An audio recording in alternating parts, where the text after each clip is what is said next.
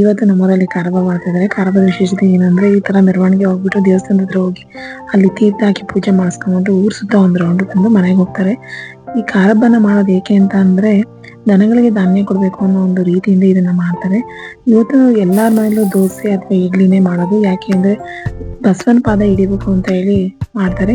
ಹಸುಗಳಿಗೆ ಸ್ನಾನ ಮಾಡಿಸಿ ಪೂಜೆ ಎಲ್ಲ ಮಾಡಿ ಈ ತರ ಅಲಂಕಾರ ಮಾಡಿಸಿ ಮನೇಲಿ ಮಾಡಿರೋ ದೋಸೆನ ಅವ್ರಿಗೆ ತಿನ್ನಿಸ್ಬಿಟ್ಟು ಆಶೀರ್ವಾದ ತಗೊಂಡು ಈ ತರ ಮೆರವಣಿಗೆ ಹೋಗ್ಬೇಕು. ಅದು ಈ ಕಾರ್ಹಬ್ಬದ ಪದ್ಧತಿ. ನಮ್ಮ ಮನೇಲಿ ಈ ಹಬ್ಬ ಮಾಡಲ್ಲ. ಯಾಕೆಂದ್ರೆ ಹಳೆ ಕಾಲದವ್ರು ಹೀಗೆ ಹೋದವ್ರು ಹಸು ಇಟ್ಕೊಂಡು ಹೋದವ್ರು ವಾಪಸ್ ಬರಲಿಲ್ಲ ಅಂತ ಹೇಳ್ಬಿಟ್ಟು ನಮ್ಮ ಮನೇಲಿ ಹಬ್ಬ ಮಾಡಲ್ಲ. ಆದ್ರೆ ಮಾಡ್ಕೊಂಡು ತಿನ್ಬೋದು ಅಂತ ಹೇಳಿ ನಾವು ದೋಸೆ ಮಾಡಿದ್ವಿ. ಇದ್ರ ಜೊತೆಗೆ ಬೆಲ್ಲ ಚಟ್ನಿ ಮಾಡಿದ್ರೆ ತುಂಬಾ ಚೆನ್ನಾಗಿತ್ತು. ಕಾಯಿ ಮತ್ತೆ ಬೆಲ್ಲ ಏಲಕ್ಕಿ ಹಾಕಿ ಮಾಡಿದ್ದು ತುಂಬಾ ಟೇಸ್ಟಿ ಆಗಿತ್ತು. ದೋಸೆಗೆ ಒಳ್ಳೆ ಕಾಂಬಿನೇಷನ್ ಆಗಿತ್ತು. ನೀವು ಒಂದ್ಸಲ ಟ್ರೈ ಮಾಡಿ, ತುಂಬಾ ಚೆನ್ನಾಗಿತ್ತು ದೋಸೆಗೆ ಈ ಬೆಲ್ಲ ಚಟ್ನಿ. ಎಲ್ಲರಿಗೂ ಬಾಯ್.